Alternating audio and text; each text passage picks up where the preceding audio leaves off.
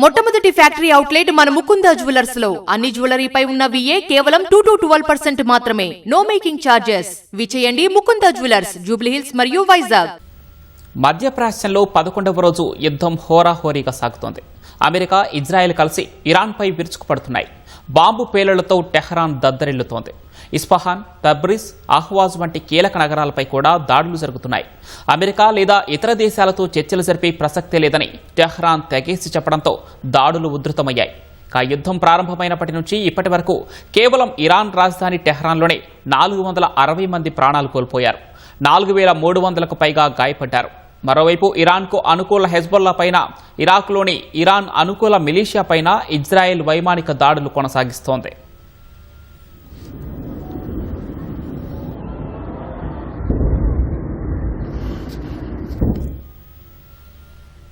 America, Israel కలిసి ఇరాన్పై దాడులు కొనసాగిస్తున్నాయి. ఈ తెల్లవారుజామున టెహ్రాన్లో వరుస పేలుళ్లు సంభవించాయి.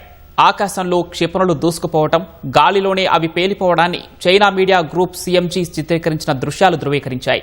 ఇరాన్లోని CMG ప్రతినిధి ప్రకారం టెహ్రాన్ పరిసర ప్రాంతాలపై అమెరికా, ఇజ్రాయెల్ ఉమ్మడి దాడులు కొనసాగుతున్నాయి.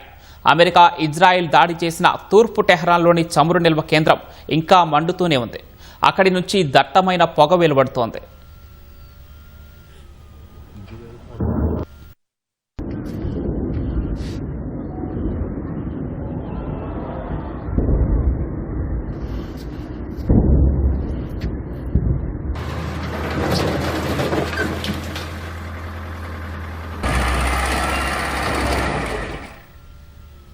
పశ్చిమ ఇరాన్లోని అరక్ నగరంలో ఒక నివాస భవనంపై అమెరికా, ఇజ్రాయెల్ జరిపిన వైమానిక దాడిలో 5గురు మరణించగా పలువురు గాయపడినట్లు ఇరాన్ వార్తా సంస్థ ISNA నివేదించింది. ఇరాన్ రాజధాని టెహ్రాన్లోని అణుప్రయోగశాలలపై నిన్న రాత్రి ఇజ్రాయెల్ దాడులు చేసినట్లు అధికార వర్గాలను ఉటంకిస్తూ ఇజ్రాయెల్ ఛానల్ 12 పేర్కొంది.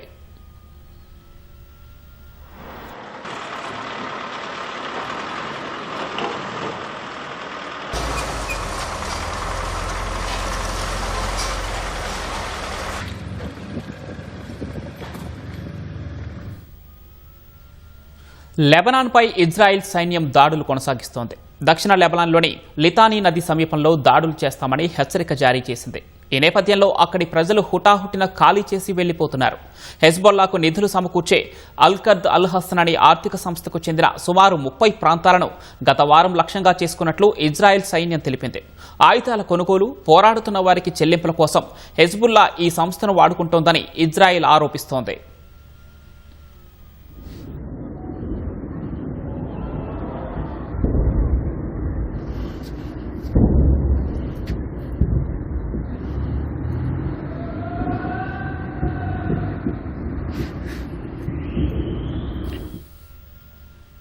లెబనాన్లో ఇజ్రాయెల్ సైనిక చర్య, హెజ్బుల్లా ప్రతిదాడుల నేపథ్యంలో బీరుట్లోని అమెరికా రాయబారే కార్యాలయం తమ పౌరులను షెల్టర్లలో సురక్షితంగా ఉండాలని హెచ్చరించింది.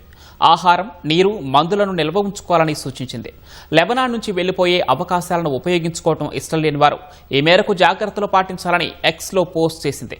లెబనాన్పై జరుగుతున్న దాడుల వల్ల 5 లక్షల మంది నిరాశ్రయులు కాగా 486 మంది మరణించారని సమాచారం.